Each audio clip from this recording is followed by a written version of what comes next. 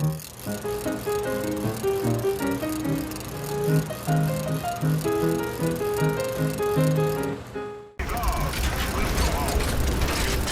there goes the tree, sinking in. Very cool.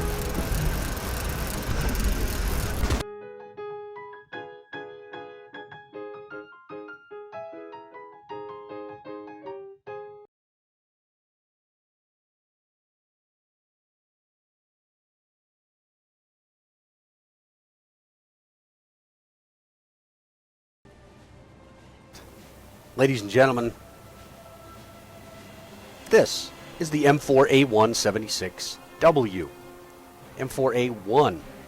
Let's take a look at the research tree here real quick. So, we go with the M4A2, then it backtracks to the A1, and then we go back to the A2, but these are 76 variants. You see the difference? One's a 75 millimeter cannon, which also the is shared by the M6A1, not the 105 cannon. Why they decided to drop back, probably because of the muzzle velocity and the penetration at the higher meters. It just doesn't quite work back then. Anyway, the M4A1 76W.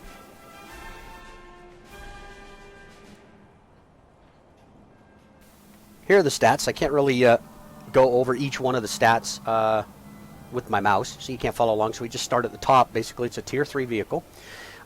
Free repairs, the battle rating is 5. The free repairs, maximum repair cost and stuff like that, I think is the free repairs and time to repair is kind of irrelevant. No one's going to wait for 2 days to fix it. They're going to have a premium account, or you just won't play this this game, I guess. Mass is 36 tons. It's got a pretty good, 400 horsepower at 38 RPMs. Gets this thing up and scooting at about 38 kilometers per hour. Can climb a hill of about 41 degrees. Now, the thing to know about the Americans, or the notice about the Americans, at least this tank in particular, is the fact that it does not, it just doesn't traverse very well, not moving forward or reverse. I don't know if that's the same with all of the tanks, but it seems like the ground resistance is quite high, just trying to engage one track. It's kind of funny because I've got some videos with the M3 Lee where you engage one track and the one track just sits and spins on the ground. I don't know. Perhaps Gaijin can can rectify that at one point. Turret rotation speed. Here's where the Americans kind of excel, at least in this for this whole group of tanks, and I believe that they do that all the way through until some of the higher tiers, till tier 4 at least. 24 degrees a second, that's pretty good. Vertical guidance, -10. Take note of that. That's the gun depression, and 25 degrees of inclinations, or how high you can point the gun straight up. Hull armor, turret armor, yeah, they suck. So we don't even really need to go into details on those things. You can see before the armor penetration is 113 at 100 meters, and at 1,000 meters it's still 99. So it doesn't lose very much because of that M1 cannon. 71 rounds of M1, 5,250 rounds of 7.62, 30 cal. So it's that's darn good. Anyway, I've got some gameplay here for you that's gonna that will kind of highlight the strengths of this tank. But I wanted to really show. Well, we'll just stop this thing from rotating.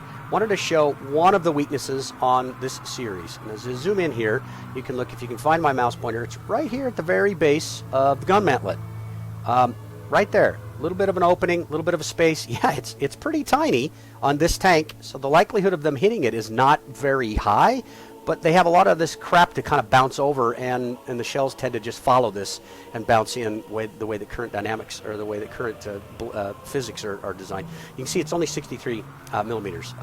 Most tanks are just going to bash right through this pretty darn quickly.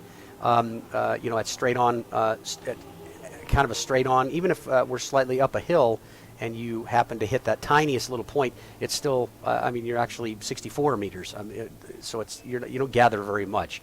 So the idea behind it is that you utilize that vertical guidance, the -10, the gun depression, as you're backing up to try and get to another hold down location or get to a spot where you can now fend off the enemy, and you're looking at the enemy here, rather than having your gun pointing directly at them, look down.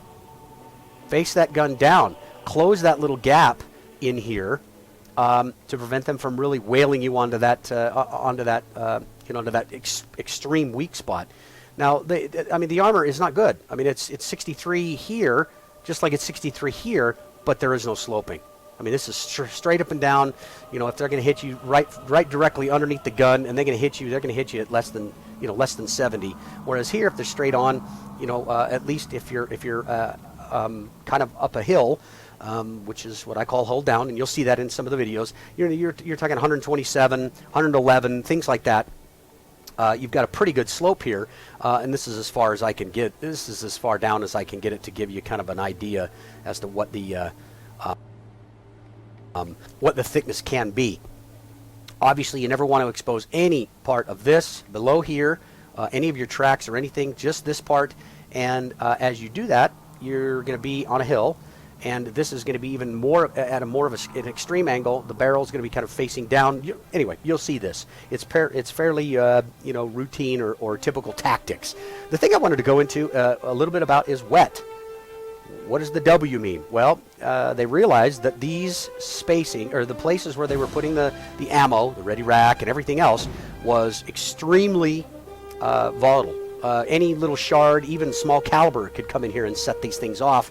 So they put all of these, and this is actually Gaijin's problem, because they don't exist here anymore, in the wet tank. They were down below, next to the transmission, down where this is, in wet boxes, wet stowage boxes. So I don't believe they actually had water slopping around inside of these things. That they were jacketed, and in between the jackets was sawdust, wet sawdust that they basically just canned off. Put the sawdust in there to keep them from sloshing around, kind of a thing. But it was all wet. It would just basically keep them from igniting. So when you're getting shot from the right-hand side or the left-hand side, and they're shooting on these front two cheeks right here, we go back to the armor again. You can see these cheeks are useless. I mean, not useless, but they're really, really, really poor. If they send a shell in somewhere right here, it's only going through 58 millimeters of armor. It basically heads straight back and hits this first ammo rack every time. Well, I understand that in the other variant, and let me pull that other variant up. I understand that in the M4A2. It's going to make me choose a crew. Okay, well, we'll just change the vehicle. There it is. So the M4A2, you can see, exact same layout. Completely different tank, but exact. It's got obviously the welded on little. They tried to beef it up, I guess, by welding on these little 38 millimeter, 28 millimeter extra panels, but it doesn't do anything. Anyway, exact same ammo locations. Gaijin really needs to change this, because this is not the non-wet variant, and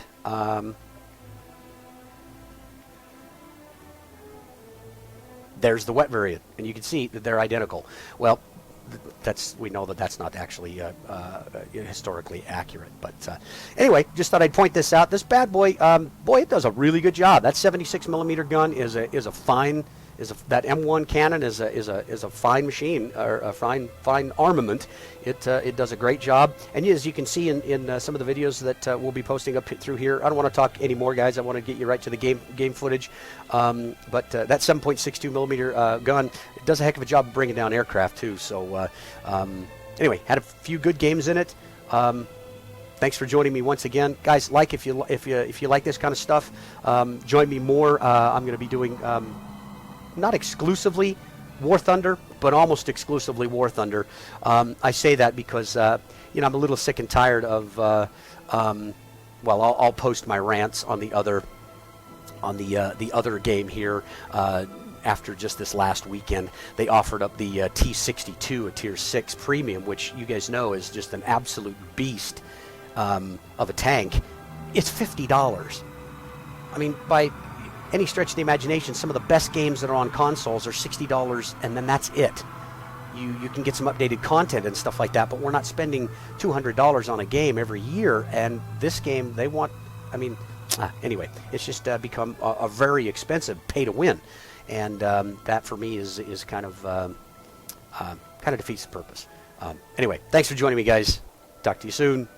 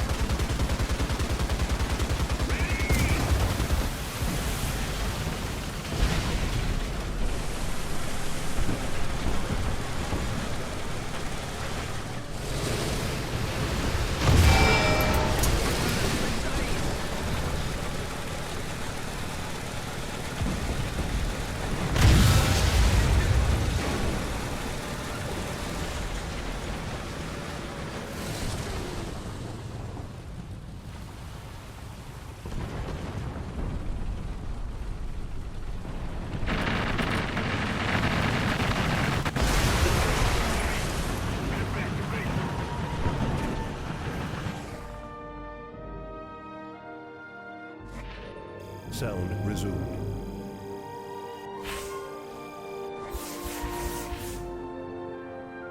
Sparky, you still